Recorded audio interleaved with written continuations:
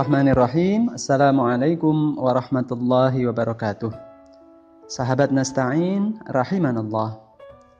Seseorang, sebut saja Pak Fulan, baru saja menyelesaikan tilawah dan zikir paginya saat alarm tanda waktu isyraq berbunyi dari jam dinding digital musola komplek tempat ia tinggal.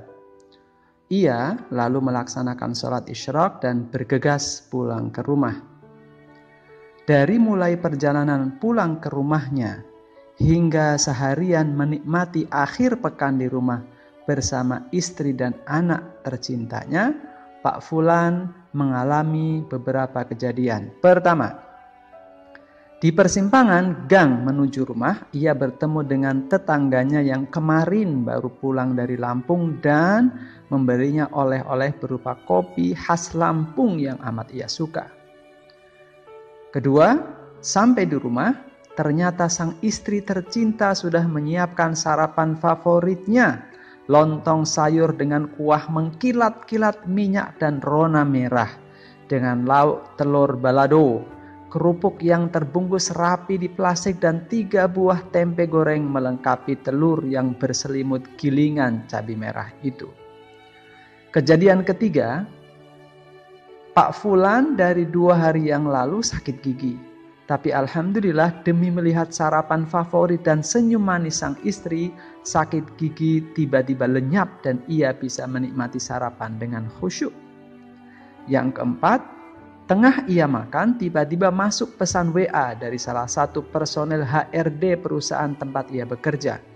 Pak Fulan diangkat menjadi karyawan tetap dan mulai Senin besok statusnya tidak lagi sebagai karyawan kontrak.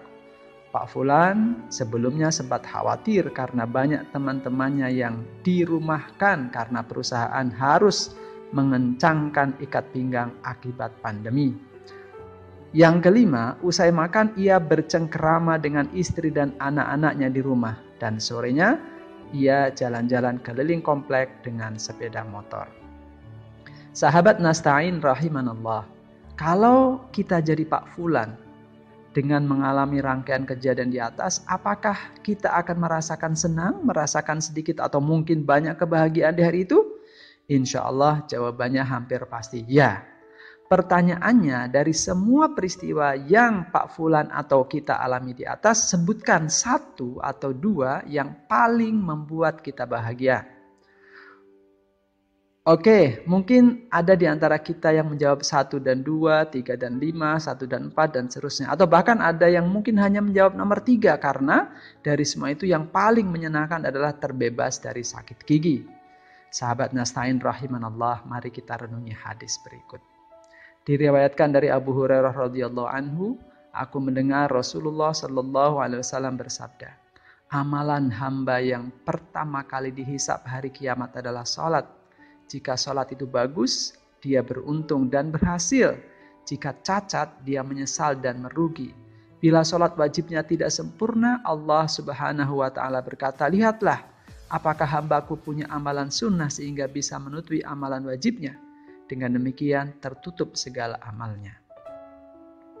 Maka sahabat Nasta'in rahimanallah, seharusnya yang membuat kita paling senang dan bahagia spesifik di hari itu adalah kita bisa melaksanakan sholat subuh, berzikir hingga isyraq dan melaksanakan sholat isyraqnya. Dari perspektif lain, kita akan susah bahagia kalau barometer kebahagiaan itu diukur dari apa yang Allah berikan kepada kita sehingga kita ridho, bukan pada apa yang kita persembahkan kepada Allah sebagai wujud ibadah kita agar ia ridho. Demikian sahabat Nasta'in rahimanallah yang mulia. Astaghfirukum wa astaghfirullahal azim. Wassalamualaikum warahmatullahi wabarakatuh.